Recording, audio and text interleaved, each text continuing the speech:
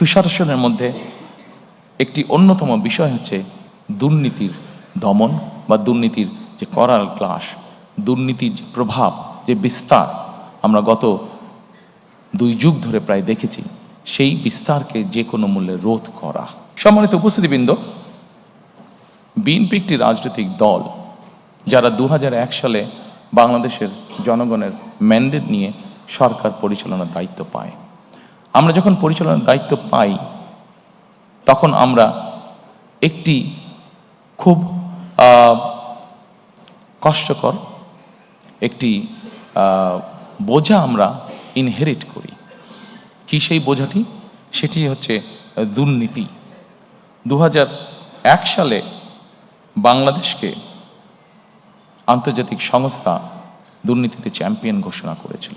আমরা যদি আন্তর্জাতিক ফ্যাক্টস ফিগারগুলো তারপর থেকে দেখি, 2001 সালের পর থেকে দেখি, বিএনপি খুব স্বাভাবিকভাবে এটি আমরা ইনহেরিট করেছিলাম, এই আনওয়ান্টেড যে লাইবিলিটিটা বা আনওয়ান্টেড যে বোঝাটা, এটা যেটা আমরা ইনহেরিট করেছিলাম।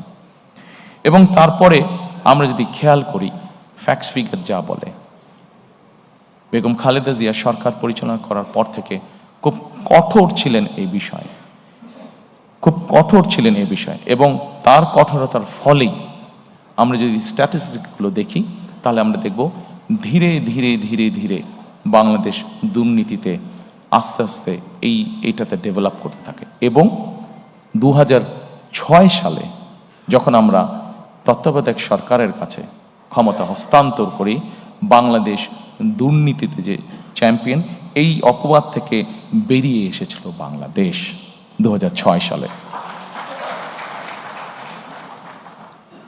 আমি যেই স্কোরিংগুলো হয়েছে এই ফোল্ডারে আপনাদের কাছে যেটা আছে, সেই ফোল্ডারের মধ্যে স্কোরিংগুলো সব দেওয়া আছে, আমি ইন ডিটেইলে গেলাম না। তবে সম্মানিত উপস্থিতিবৃন্দ, বাংলাদেশে বিএনপি সরকারই প্রমাণ করেছে একমাত্র যে তারা এই বিষয়টিকে কিভাবে নিয়ন্ত্রণ করতে হয় সেটি তারা জানে, এবং সেই কমিটমেন্টও আমাদের আছে। কাজেই ইনশাআল্লাহ দেশে সুশাসন প্রতিষ্ঠার জন্য আগামী 12 তারিখের নির্বাচনে আমরা বাংলাদেশের মানুষের সমর্থনে ইনশাআল্লাহ সরকার গঠনে সক্ষম হলে অবশ্যই আমাদের অন্যতম প্রধান লক্ষ্য থাকবে যে কোনো মূল্যে সুশাসন নিশ্চিত করা।